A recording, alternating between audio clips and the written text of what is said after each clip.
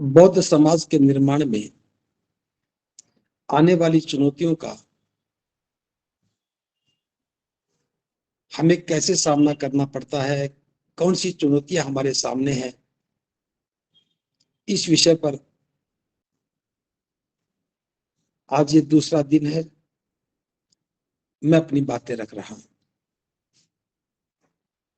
जब हम बौद्ध समाज बनाने की बात करते हैं तो यह प्रश्न मन में स्वाभाविक रूप से ही उठता है कि हमारा समाज कैसा होगा, हमारे समाज की अवधारणा क्या है, हमारी जो समाज की आकृति क्या होगी, उसका स्वरूप क्या होगा, उसके बुनियादी सिद्धांत कौन से होंगे। इतने सारे प्रश्न एक ही साथ मन में उठते हैं तो स्वाभाविक बात है कि उनका उत्तर भी मिलना ही चाहिए। कल जो जिक्र किया था उसको आगे बढ़ाते हुए मैं बात कर रहा हूं।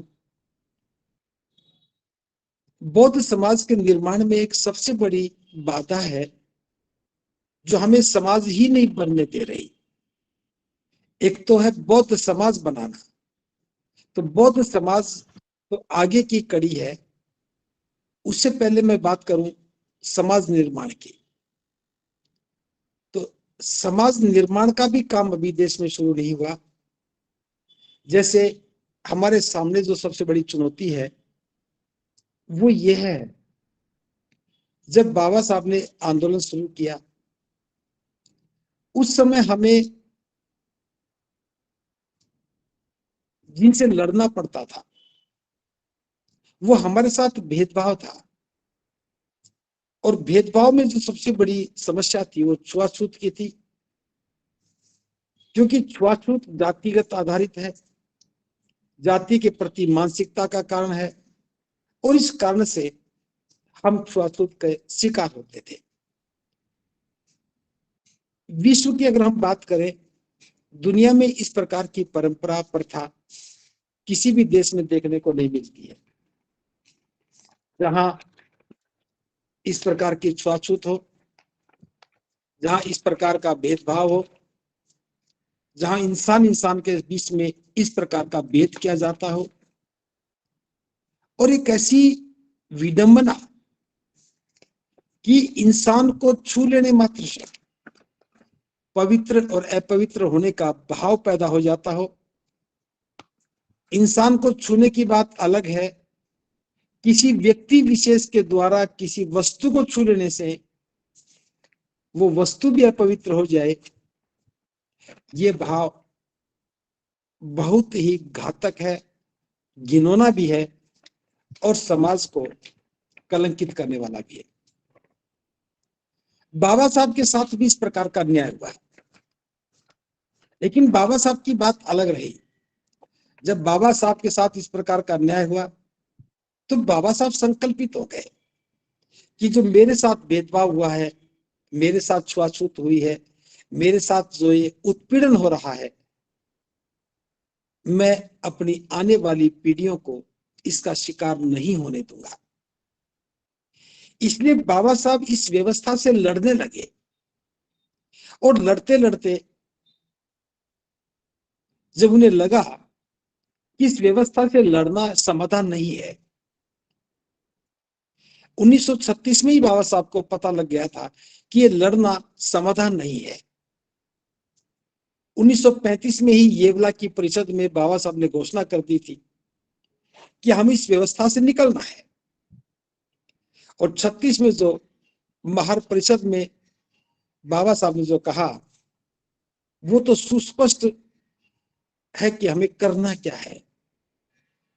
इसलिए जब बाबा साहब की बात करते हैं तो हमारे सामने एक अलग चुनौती थी कि हमें दूसरे लोगों से लड़ना पड़ता था, वो हमारे साथ भेदभाव करते थे, हम पीड़ित थे, हम शोषित थे, हमारे साथ जुल्म होता था।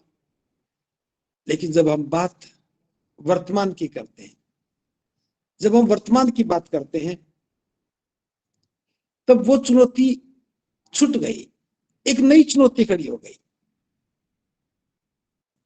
जिस यातना को हमने झेला, जिस मानसिकता के हम शिकार हुए, जिस शोषण, अन्याय, अत्याचार और छुआछूत के हम पीड़ित रहे, जो ही हमें अवसर मिला, हम उधर से थोड़ा मुक्त हुए, उधर से छुआछूत कम हुई, उधर से उत्पीड़न कम हुआ, क्योंकि बाबा साहब का बनाया कानून, बाबा साहब का दिया हुआ मार्ग, बाबा साहब के द्वारा दिए हुए अधिकार हमें सुरक्षा दे रहे थे। उधर से हम सुरक्षित हो गए, कानून की सुरक्षा मिली। लेकिन सामाजिक स्तर में मैं बात करूं तो हम स्वच्छंद हो गए, हम अपनों से नफरत करने लगे, हम अपनों से छुआछूत करने लगे। हम पहले जिस बात से डरते थे, अब हम अपने ही लोगों को उसी बात से डराने लगे। और हम देख रहे हैं आज इस भेदभाव की एक दूसरी किस्म तैयार हो गई। आज इस भेदभाव की एक अलग परंपरा बन गई। पहले एक वर्ग के साथ छुआछूत थी, आज उसी वर्ग में आपस में समान रूप में जो बराबर खड़ी हैं, उन जातियों में भी वो भाव पैदा हो गया। हमें करना क्या चाहिए था? ये भाव ही पैदा नहीं हुआ। बाबा साहब कहते हैं कि जब छुआछूत की भावना से पीड़ित व्यक्ति होता है तो उसके मन में करुणा नहीं होती, घृणा का भाव होता है। उस घृणा के भाव से ही हम किसी के साथ घृणास्पद व्यवहार करते हैं, और ये मानसिकता व्यक्ति को नीचे गिराने लगती है। हमारे साथ घृणित वातावरण हुआ, घृणित भेदभाव हुआ, हमारे साथ जुल्म हुआ, मनोबल गिराया, हम दीनहीन हो गए। ऐसी अवस्था में आ गए कि हम स्वयं को समझ ही नहीं पाए कि हमारा जीवन क्या है, हमारे जीवन का स्तर क्या है, हमारे जीवन का प्रभाव क्या है। और बाबा साहब तो यहां तक लिखते हैं कि हमारी अवस्था उस समय एक कोड़ी जैसी हो गई। जैसे जो व्यक्ति कोढ़ के रोग से पीड़ित होता है वो बड़ा दीनहीन हो जाता है, वो इस बात को स्वीकार कर लेता है कि ये तो लाइलाज बीमारी है, अब इसका कोई इलाज होना नहीं। और कोढ़ की जो जख्म है उनसे घिन भी आती है, घृणा भी होती है। उस घृणा के भाव से कोढ़ी व्यक्ति भी अपने आप से घृणा करने लगता है, उसे भी अपने आप में दीनता, हीनता और मलिनता नजर आने लगती है। अब हमें इस भाव से ऊपर उठना चाहिए था। उस समय हम ये मानते थे कि जो अस्पृश्यता है ये किसी धर्म विशेष के माथे पर कलंक है। जैसा आपने पढ़ा और सुना भी होगा कि महाड़ के तालाब पर जब बाबा साहब ने पानी पीने का आंदोलन चलाया, पानी पी लेने के बाद नियत्थे लोगों पर आतिताइयों ने आक्रमण किया, लहूलुहान कर दिया। उसके बाद बाबा साहब ने एक वक्तव्य दिया। उस वक्तव्य में कहा था, अभी तक हम ये मानते रहे कि छुआछूत हिंदू धर्म के माथे पर लगा हुआ कलंक है, इसलिए इसे धोने का काम उसे ही करना होगा। लेकिन आज ये सिद्ध हो गया है कि छुआछूत हिंदू धर्म के माथे पर लगा हुआ कलंक नहीं है, बल्कि ये हमारे चेहरे पर पुती हुई कालिक है। और अपने ही चेहरे पर पुती हुई कालिक को धोने का काम हमें खुद ही करना होगा। हमें बाबा साहब की इस वक्तव्य से एक प्रेरणा लेनी चाहिए थी। हमें अपने चेहरे पर लगी हुई कालिक को साफ करना चाहिए था। लेकिन हमने क्या किया? उस कालिक को साफ करने की बजाय उस कालिक पर हम प्राउड करने लगे, अभिमान करने लगे, गर्व करने लगे। उस गर्व में हमने अपनी दीनता, हीनता, मलिनता से विद्रोह नहीं किया। आज बौद्ध समाज बनाने की जब हम बात करते हैं तो समाज को दीनता, हीनता और मलिनता के आवरण में लिपटा हुआ पाते हैं, कि जैसे जो गरीब लोग हैं, जिनके पास साधन नहीं, जिनके पास अपनी कोई निश्चित आजीविका नहीं है, उनका जीवन स्तर जब देखते हैं तो फिर वही बात याद आती है कि आज भी हम कितने बेबस और कितने लाचार हैं। कुछ लोग नौकरियों में आकर के अच्छा जीवन जीने लगे, लेकिन जब मैं समाज की बात करता हूँ, समाज के आखिरी पायदान पर बैठे हुए व्यक्ति की बात करता हूँ, तो दीनता, हीनता, मलिनता, टूटा हुआ मनोबल और एक बहुत ही भयानक सा चेहरा सामने आता है। हम लोग दूसरों से उम्मीद पाल के बैठ जाते हैं कि कोई हम पर दया करेगा, कोई हम पर करुणा करेगा, कोई हमारा सहारा बनेगा, कोई हमें सहायता करेगा। ये जो भाव है, ये जो दया की याचना है, ये हमें कभी भी समाज नहीं बनने दे रही। विषय तो ये था कि हम दीनहीन क्यों हैं, विषय तो ये था कि हमें अपनी दीनता से, मलिनता से बाहर निकलना था। क्या इस प्रकार अगर इसी अवस्था में हम बौद्ध बन गए, जो इसी अवस्था में बौद्ध बने हुए हैं, जो सामाजिक प्रताड़ना के आज भी शिकार हैं, जो जातिगत भेदभाव के आज भी शिकार हैं, क्या वो बौद्ध बनने के बाद भी इसी प्रकार दीनहीन बने रहेंगे? ये एक ऐसा प्रश्न है जिसका हमें समाधान खोजना चाहिए था। और विषय तो सिर्फ इतना है कि हमें स्वावलंबी बन करके, बाबा साहब के विचार को जान करके, समाज की अवधारणा को समझ करके हमें आगे बढ़ना।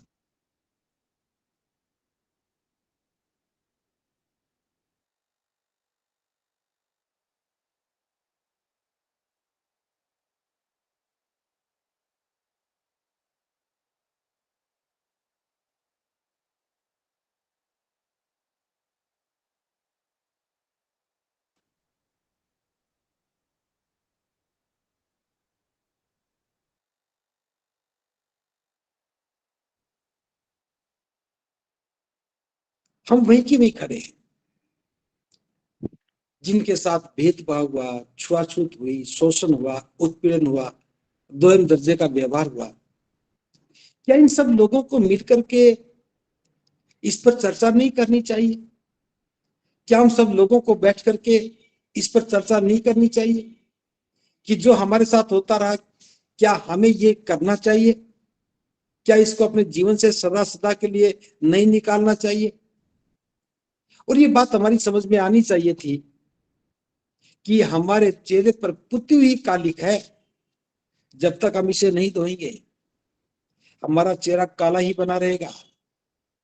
ये चेहरे का काले होने का अभिप्राय है कि दीनता, हीनता, मलिनता, बेचारगी, इस सारे अलंकार हमारे साथ जुड़े रहेंगे।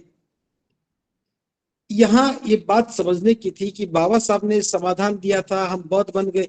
अब बौद्ध बनने के बाद पहला प्रश्न तो यही पैदा होता है कि बौद्ध बन गए तो बौद्ध समाज का एक स्वरूप बनना चाहिए।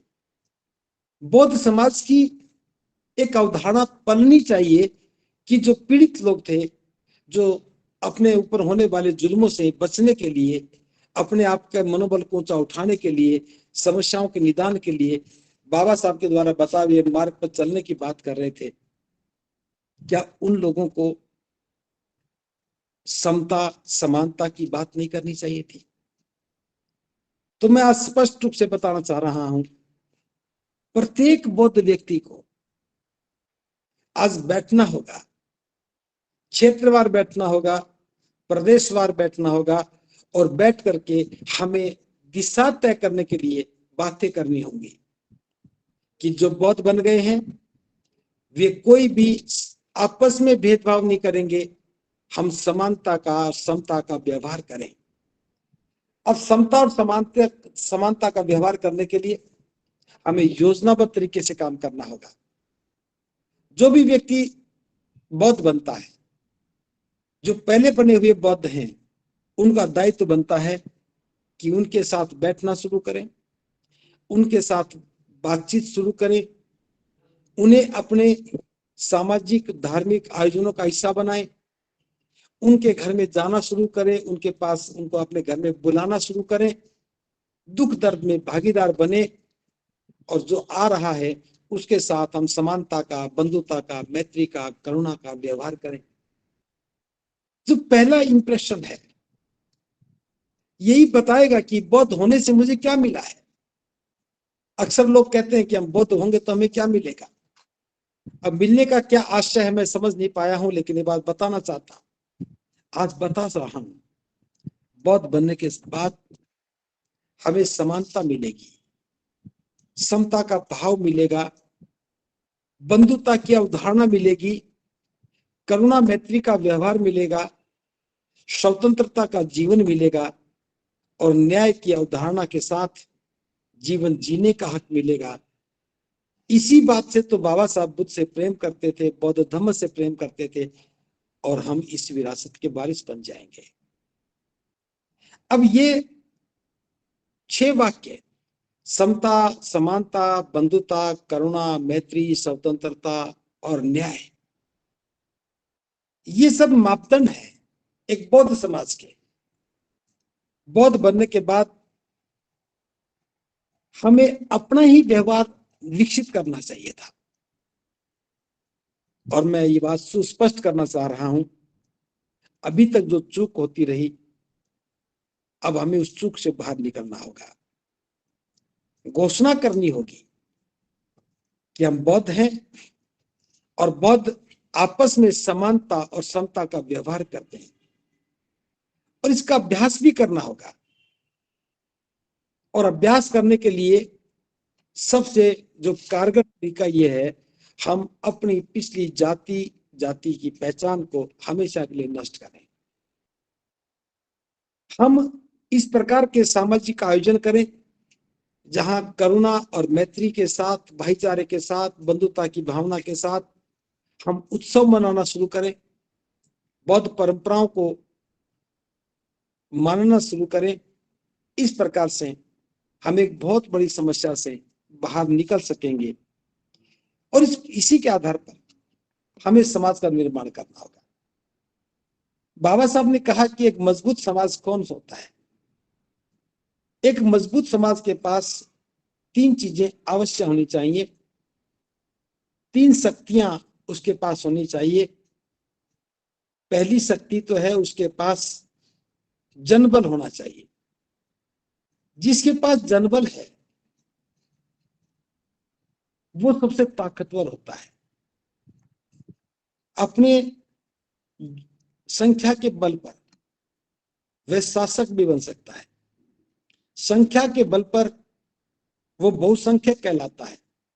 संख्या बल अपने आप में ही एक बल है, एक ताकत है। जो बहुसंख्यक होते हैं उनके साथ कभी जुल्म नहीं होता है। अगर हम संख्या बल की बात करें तो प्रथम दृष्टि में तो ये लगता है कि हमारी संख्या तो बहुत कम है, क्योंकि हम जातियों के आईने में समाज को देख रहे हैं। जब जातियों के आईने में समाज को देखते हैं तो निस्संदेह हम अल्पमत में अपने आप को पाते हैं।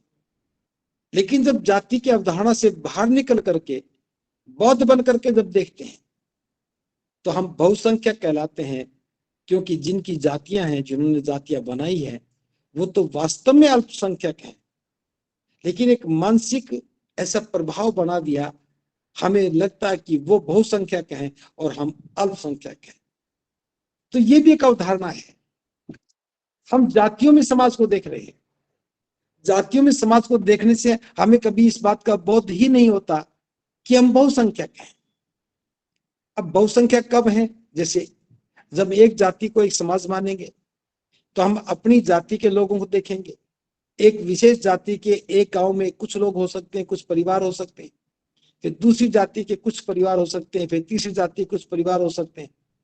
अब भेदभाव की बात करूं तो सभी जातियों के साथ भेदभाव हो रहा है, लेकिन जब उनको इकट्ठा करने की बात करें तब हम अपनी जाति को लेकर के बैठ जाते हैं। तो जब भी हम गणित की बात करते हैं, संख्या की बात करते हैं और संख्या बल की बात करते हैं, जनबल की बात करते हैं, तो जातिगत दृष्टिकोण से हम अपने आप को निर्बल पाते हैं। लेकिन बौद्ध बनने के बाद हमारे मापदंड बदल जाते हैं। जब बौद्ध बन जाएंगे तो जाति छूट जाएगी। अब तो यह देखना होगा कि कितने लोग बौद्ध बने हैं। अब जो भी बौद्ध बना है वो बौद्ध है, बौद्ध समाज का हिस्सा है, बौद्ध समाज का अभिन्न अंग है। इस भाव के साथ हम देखेंगे, कल्पना करके देखो जो भी पीड़ित लोग हैं, जो अनुसूचित जाति के लोग हैं, जो पिछड़ी जाति के लोग हैं, जिनके साथ भेदभाव होता है, जब वो सारे बौद्ध बनेंगे तो हम बहुसंख्यक होंगे, हमारा संख्या बल होगा, और संख्या बल होगा तो सबसे पहली बात, कोई व्यक्ति हमारा शोषण नहीं कर सकता, हमारे ऊपर जुल्म नहीं कर सकता, हमारा उत्पीड़न नहीं कर सकता। और सबसे बड़ी बात, अल्पसंख्यक कभी भी बहुसंख्यक लोगों का उत्पीड़न नहीं कर सकता और उन्हें अछूत नहीं बना सकता। अछूत थोड़े लोगों को बनाया जा सकता है। अब आप कहेंगे कि एक तरफ तो मैं उनको थोड़ा कह रहा हूं, कम कह रहा हूं, और एक तरफ हम बता रहे हैं कि वो हमें अछूत नहीं बना सकते। वो कम है, इसमें कोई संदेह नहीं, लेकिन हम ज्यादा लोग थे, हमें जातियों में इस प्रकार से बांट दिया कि हम कभी भी अपनी संख्या को पहचान ना सके। इसीलिए बाबा साहब ने कहा, बौद्ध बनना है तो जाति को लेकर के मत आना। जाति को लेकर के आने का अर्थ है कि जाति की मानसिकता को बौद्ध धर्म में स्थापित करना, और जाति की मानसिकता अगर स्थापित हो गई तो फिर जो भेदभाव, शोषण, छुआछूत, उत्पीड़न हमारे साथ था, वो भी आकर के यहाँ जड़ें जमा लेगा और बौद्ध होना हमारा निरर्थक हो जाएगा, और हम इस विचार से कभी मुक्त नहीं हो सकेंगे।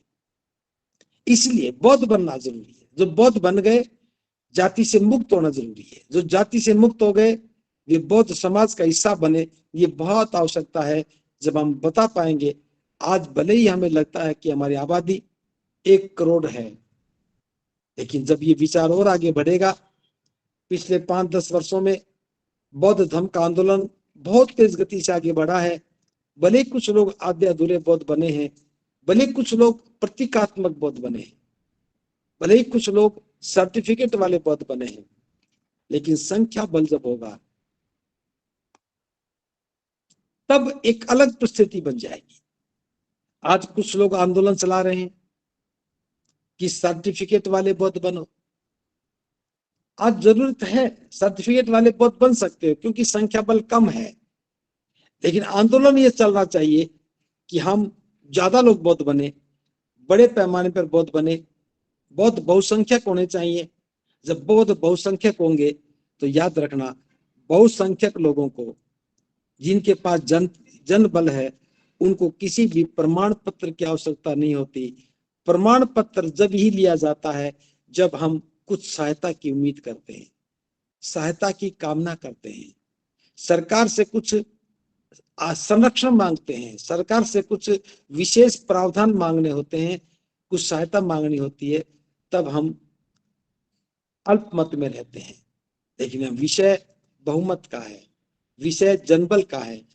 समाज को सामर्थ्यवान बनाना है तो बौद्ध समाज को जनबल पर काम करना होगा। और जनबल कब बनेगा? जब हम जातिगत मानसिकता से, जाति की अवधारणाओं से मुक्त हो जाएंगे। तो जाति के अवधारणा से मुक्त होंगे तभी तो हम छुआछूत से मुक्त होंगे, तभी भेदभाव से मुक्त होंगे, तभी असमानता के विचार से मुक्त होंगे और समानता की स्थापना हो जाएगी। तो एक मजबूत समाज के लिए पहला बल जनबल हो गया। अब जिसके पास जनबल है, अगर वो जनबल थोड़ा थोड़ा भी काम करता है, थोड़ा थोड़ा काम करता है, छोटा छोटा काम करता है, तो भी उसके पास धन बड़े पैमाने पर आता है। एक बड़ा प्रयोजन हो तो थोड़े सहयोग से भी बड़ा हो जाता है, और बड़ा प्रयोजन हो, आदमी कम हो, तो फिर ज्यादा धन चाहिए। लेकिन जिसके पास जनबल है, अगर वो थोड़ा भी मांगता है तो फिर उसका प्रभाव बड़ा और व्यापक हो जाता है। मैं उदाहरण के साथ बात करना चाह रहा हूं। मान्यवर साहब काशीराम जी ने जब राजनीतिक आंदोलन शुरू किया, तब उन्होंने कहा था कि हमें छोटे छोटे संसाधनों को बड़े पैमाने पर उपयोग करना है। अब छोटे संसाधन और बड़े पैमाने पर हो तो ताकत बन जाती है। जैसे 80-90 के दशक की बात करूं, जो राजनेता होते थे, मंत्री संतरी होते थे, उनके साथ कारों का काफिला चलता था। कुछ सरकारी काफिला होता था तो कुछ निजी होता था, कुछ चहते लोगों का होता था, तो कुछ राजनीतिक उम्मीद पाले हुए लोगों का होता था। और ऐसे दौर में एक ऐसा वर्ग, एक ऐसा समाज जिसके पास कार ही ना हो, जिसके पास कोई संसाधन ना हो, तो प्रतिस्पर्धा कैसे करें? तब साहब ने एक उपाय सोचा कि हमारे समाज के पास जो सबसे मजबूत साधन है वो साइकिल है, क्योंकि वह अपनी आजीविका को कमाने के लिए गांव से नगर में आता है, नगर से गांव जाता है, इसलिए वो साइकिल का उपयोग करता है। तो साइकिल में दो ही पहिए होते हैं, कार में 4 पहिए होते हैं, साइकिल में 2 पहिए होते हैं। कार को चलाने के लिए फ्यूल चाहिए, पेट्रोल चाहिए, लेकिन साइकिल के लिए 2 पैर चाहिए। तो साहब ने कहा हमें बड़े साधनों का छोटे साधनों से मुकाबला करना है, हमें 2 पैर और 2 पहिए से उन कारों का मुकाबला करना है जो सरकार के वजीर इस्तेमाल करते हैं। और आपने देखा होगा ये फार्मूला बड़े पैमाने पर काम आया कि छोटे संसाधन बड़े पैमाने पर इस्तेमाल हुए, छोटा साधन था, पैमाना बड़ा था और परिणाम आया। इसी प्रकार अगर हमारे पास जनबल है तो धनबल स्वतः ही निर्मित हो जाएगा। लाखों लोग जो थोड़ा थोड़ा देते हैं तो करोड़ों हो जाता है, थोड़े लोग ज्यादा देते हैं तब ज्यादा होता है। लेकिन बाबा साहब ने कहा समाज मजबूत जनबल से बनता है, जनबल के साथ धनबल स्वाभाविक रूप से पैदा हो जाता है। और जिस समाज के पास 2 ताकत आ जाती है, जनबल है और धनबल है, उसका मनोबल ऊंचा है। जिसका मनोबल ऊंचा है वो समस्याओं का निदान पा लेता है, जिसका मनोबल ऊंचा है वो अपने जीवन के मूल्य स्थापित कर लेता है, वो समाज को मजबूत बना लेता है और समाज की सुरक्षा का दायित्व संभाल लेता है। अब अगर हमारा मनोबल ऊंचा हो जाए, अभी तक तो मैं बता रहा था कि सामाजिक प्रताड़ना के कारण, जाति के कारण, भेदभाव के कारण, छुआछूत के कारण हमारा मनोबल गिरा हुआ रहता है। लेकिन जब हम मनोबल की बात करते हैं, जब जनबल हमारे पास है, धनबल हमारे पास है, तो स्वाभाविक बात है कि हमारा मनोबल भी ऊंचा होगा। और जब मनोबल ऊंचा होगा तो फिर कोई भी लक्ष्य को हासिल करना बिल्कुल भी मुश्किल नहीं होता। ऊंचा मनोबल लक्ष्य प्राप्ति में बड़ा सहायक हो जाता है और बड़ी सुगमता से, बड़ी सरलता से हम उस मुकाम को पा सकते हैं।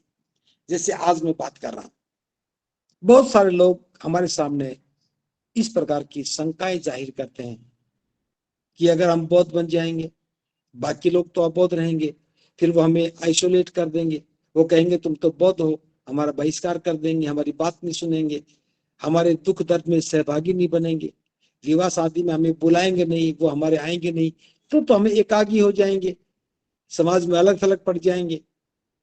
अब ये जो डर है ये इसीलिए है कि हमारे पास जनबल नहीं है।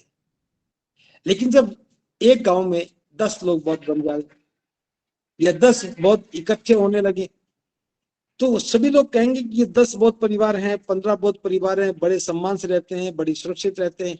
तो दूसरे लोगों को लगेगा ये तो निर्भय रहते हैं, ये तो सुखी रहते हैं, तो मैं भी बौद्ध बनूं। तो जनबल आंदोलन के लिए बहुत आवश्यक है। अभी तक हम बौद्ध बने लेकिन कच्चे बौद्ध बने, अच्छे बौद्ध नहीं बने, इसलिए जनबल नहीं बन पाया।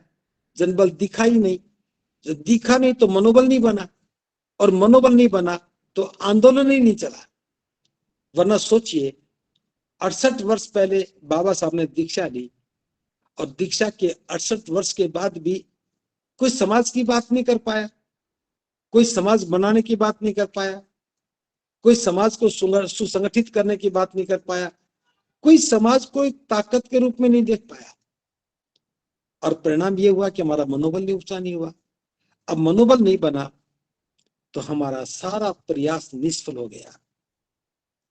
मैं ये कामना करता हूं अगर हम बौद्ध समाज को मजबूत समाज में देखना चाहते हैं तो हमें ज्यादा से ज्यादा लोगों को बौद्ध समाज का हिस्सा बनाना होगा। हमें ज्यादा से ज्यादा लोगों को जनबल के रूप में स्थापित करना होगा, ताकि बड़े बड़े लक्ष्य को हासिल करने के लिए धन की आवश्यकता पड़े तो छोटे संसाधन बड़े पैमाने पर काम आने लगे, और बड़े संसाधनों के साथ छोटे संसाधनों का पैमाना बड़ा हो जाए तो धनबल भी हमें बहुत ज्यादा आवश्यक नहीं होगा। और उसके साथ जब हमारा मनोबल ऊंचा होगा तो निश्चित रूप से समाज की एक नई अवधारणा का जन्म होगा। हम श्रेष्ठ लोग कहलाएंगे। कमजोर व्यक्ति चाहे कितना भी साधन संपन्न हो जाए, वो बेचारा ही कहलाता है। एक शारीरिक रूप से मजबूत व्यक्ति भी मानसिक रूप से अगर दुर्बल होता है तो लोग उसे बेचारा कहते हैं। क्या आप चाहते हैं कि बौद्ध समाज बेचारा कहलाए, बौद्ध समाज का व्यक्ति बेचारा कहलाए? और जब हम लाचार होते हैं तभी हम बेचारा कहलाते हैं। और बाबा साहब कहते हैं लाचार की एक खतरनाक षड्यंत्र है। हमारा मनोबल तोड़ करके हमें लाचार बनाया गया, लेकिन बौद्ध बनने के बाद भी अगर ये लाचारगी रही तो फिर हमारा बौद्ध बनना निष्फल हो जाएगा। और जो षड्यंत्रकारी लोग थे, जिन्होंने षड्यंत्र किया समाज को नीचे गिराने के लिए, उनका षड्यंत्र फलीभूत हो जाएगा। तो हमें तय करना होगा कि हमें गुलामी की बेड़ियां पसंद है या जनबल, धनबल और मनोबल के साथ बौद्ध समाज का निर्माण करना मंजूर है। ये फैसला किए बिना हम आगे नहीं बढ़ पाएंगे। और इसके साथ हमें समाज को बलशाली बनाना होगा। समाज में रहने वाले लोगों को आपस में मिलजुल करके रहना सिखाना होगा, और ताकि हमारा मनोबल ऊंचा हो सके। वरना तो क्या होगा? बाबा साहब ने उसी महापरिषद में कहा, जैसे मैं उनका लिखा हुआ बोला हुआ वक्तव्य सुना रहा हूं।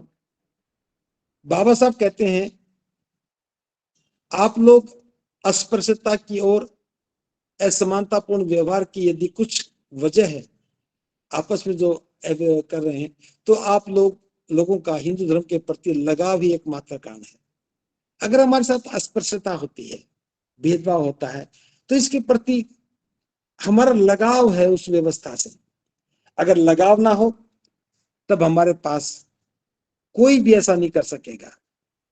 बाबा साहब कहते हैं, इस अन्यायी असमानतापूर्ण व्यवहार के होते हुए आपसे सहानुभूति जताने के लिए कुछ सवर्ण लोग अछूतों को बताते हैं कि आप लोग अव्वल शिक्षा प्राप्त करें, फिर हम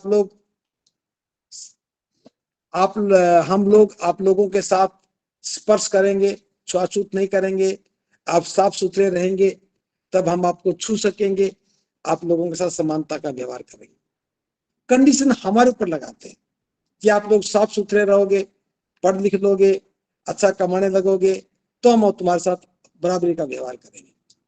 बाबा साहब इस बात में भरोसा नहीं करते हैं। बाबा साहब कहते हैं, यदि सही देखा जाए तो अनाड़ी अछूतों की, दरिद्र महारों की और मैले कुचले चमारों की जिस तरह से दुर्गति होती है, उसी तरह से दुर्गति पढ़े लिखे अछूतों की, पैसे वाले महारों की और साफ सुथरे रहने वाले भंगी चमारों की होती है। ये बाबा साहब के शब्द हैं। ये जाति का बाबा साहब ने जो महार परिषद में भाषण दिया था, उसके अंश मैंने आपको बताए कि जो लोग गलत फहमी पाल के बैठ गए कि हम तो पढ़े लिखे हैं, नौकरी वाले हैं, साफ सुथरे हैं, तो बाबा साहब कहते हैं, चाहे अनपढ़ अछूत है, चाहे दरिद्र महार है, चाहे मेले कुचले चमार भंगी हैं, उनके साथ जैसा व्यवहार होता है वैसे ही पढ़े लिखे महारों के साथ, साफ सुथरे चमारों के साथ, भंगियों के साथ वैसा ही व्यवहार होगा। तो हमें इस बात को समझना चाहिए। अगर उसी मानसिकता में हम बौद्ध बने रहे और बौद्ध समाज बनाने की पहल नहीं की, तो फिर हम दया के पात्र ही बने रहेंगे और उनकी तरफ उम्मीद लगा के बैठे रहेंगे कि वे हमारे साथ समानता का व्यवहार करें, वे हमारे साथ समता का व्यवहार करें, भाईचारे का व्यवहार करें। हमें बौद्ध समाज को दीनहीन, मलिन नहीं बनाना है। ऐसी हमारी पहल है, यह हमारी प्राथमिकता है। और इसके साथ हमें स्वतंत्र रहने का भाव भी स्थापित करना होगा। अपने ऊपर होने वाली गुलामी की भावना को नकारना होगा, और उसके लिए मानसिक रूप से स्वतंत्र होना नितांत आवश्यक है। और हमारी मानसिक स्वतंत्रता कहाँ खत्म होती है? जहां आर्थिक कर्ज शुरू हो जाता है, वहां मानसिक स्वतंत्रता खत्म हो जाती है। हम लोग जो खेतीहर मजदूर बने, जो लोग खेती में काम करने वाले मजदूर बनते हैं, वे जमींदारों के कर्जदार बन जाते हैं। जो जमींदारों के कर्जदार बन जाते हैं तो उनके खेत में काम करने के लिए मजबूर हो जाते हैं। खेत में काम करने का मजबूर होने का मतलब है कि गुलाम हो जाना, बंधुआ हो जाना, और गुलाम व्यक्ति के साथ शोषण उत्पीड़न होता ही होता है। मानसिकता दास्ता में बदल जाती है, स्वतंत्र नहीं होती। हमें अपनी मानसिकता को स्वतंत्र करना होगा। उस मानसिकता को स्वतंत्र करने के लिए हमें अपने पुश्तैनी कारोबारों से बाहर निकलना होगा। हमें दूसरे के खेत खलिहान में पेशगी लेकर के, पैसा लेकर के, कर्ज लेकर के बंधुआ मजदूर की भूमिका को नकारना होगा। जब हम दास्ता की बेड़ियों को नकारने की बात करेंगे, मानसिक दरिद्रता से बाहर निकलने की बात करेंगे, आर्थिक कमजोरी के चक्रव्यूह से बाहर निकालने की बात करेंगे, तभी हम स्वतंत्र हो पाएंगे। अगर ऐसा नहीं कर पाए तो फिर हमारी स्वतंत्रता का कोई अर्थ नहीं है। फिर हमारी मानसिक स्वतंत्रता, फिर हमारी दरिद्रता हमें उसी गिरे हुए मनोबल का हिस्सा बनाएगी। प्रबुद्ध उपासक उपासिकाओं, बड़े उत्साह के साथ हम इस काम को करना है, बड़े जोश के साथ इस काम को करना है। हजारों साल की गुलामी की बेड़ियों को तोड़ने के लिए एक ऊंचा मनोबल चाहिए, और ये ऊंचा मनोबल इस बात को तय करेगा कि बौद्ध समाज निर्माण की अवधारणा क्या है। बौद्ध समाज में कोई व्यक्ति किसी के साथ भेद करने वाला नहीं होना चाहिए। किसी व्यक्ति को किसी के साथ दोयम दर्जे का व्यवहार करने की अनुमति नहीं होनी चाहिए। कोई व्यक्ति जाति के नाम पर किसी को प्रताड़ित करे, उसे बौद्ध समाज का हिस्सा नहीं बनना चाहिए। जो जातिगत भेदभाव को महत्व देने वाला हो, उसे बौद्ध धर्म का हिस्सा नहीं बनना चाहिए। हमें तो समता, बंधुता और स्वतंत्रता के सिद्धांत पर काम करना है। और एक बात मैं और कहना चाहूंगा, कल भी मैंने इसका जिक्र किया था, अगर समाज के स्वरूप को सुंदर करना है तो हमें दया, करुणा, मैत्री को अपने व्यवहार में ढालना होगा। जब दया, करुणा, मैत्री के साथ हम काम करने लगेंगे, दया की भावना के साथ हम अपने निरीह गरीब परिवार के लोगों को सहारा देने की बात करेंगे, उनकी मनोदशा से उन्हें बाहर निकालने की बात करेंगे, उनके संकट से उनको बचाने का काम करेंगे, उनके बच्चों की शिक्षा की व्यवस्था करने के काम करेंगे, मितव्ययता को रोक करके जब उन्हें सही दिशा में काम करने के लिए प्रेरित करेंगे, और उन्हें भरोसा होगा कि मेरे साथ जो लोग खड़े हैं वो ईमानदार हैं, मेरे साथ जो लोग खड़े हैं वो बड़े दयालु हैं, बड़ी करुणावान हैं, मेरे साथ जो लोग खड़े हैं वो मेरी प्रगति चाहने वाले हैं, तो उसके मन में एक विश्वास पैदा होगा, उसका मनोबल ऊंचा होगा, और ऊंचा मनोबल एक ऊंचे लक्ष्य के लिए काम करने के लिए प्रेरित करेगा। तो ये विषय बहुत गंभीर है।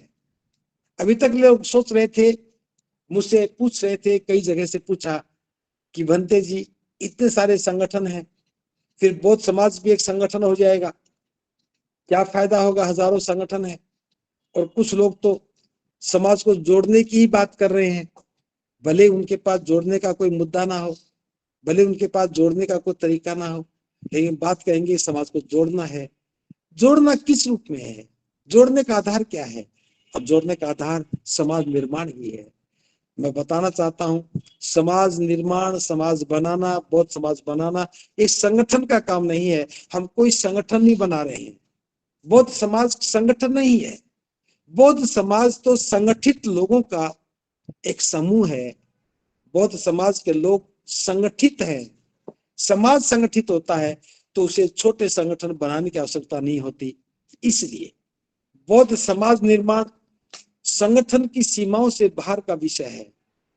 जो लोग संगठन के फ्रेम में समाज को देखना चाहते हैं, मैं कहना चाहूंगा वे लोग समाज को गुमराह करने का काम करेंगे। जो लोग संगठन के नाम पर, जोड़ने के नाम पर, जुड़ों के नाम पर दूसरे संगठनों को बुरा बताने का काम करते हैं, ये भी एक चुनौती हो जाएगी। समाज की अवधारणा को नकारने का जो प्रयास है ये अमानवीय है। समाज वर्तमान में जीता है और कुछ लोग अतीत में समाज को ले जाते हैं। आज से 6000 वर्ष पहले समाज को लेकर जाएंगे, आज से 60,000 वर्ष पहले समाज को लेकर जाएंगे, तो पाषाण युग में भी समाज को ले जाएंगे, तो फिर नकारना पड़ेगा इस प्रगति को।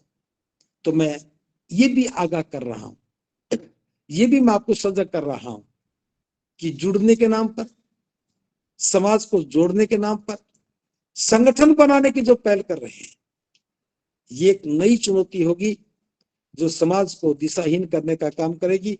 इसलिए हमें जनबल पर काम करना है, धनबल पर काम करना है और मनोबल पर काम करना है। और ये काम संगठन की सीमाओं से बाहर होगा। अतीत में लौट करके नहीं देखना है, हमें वर्तमान में जीना है।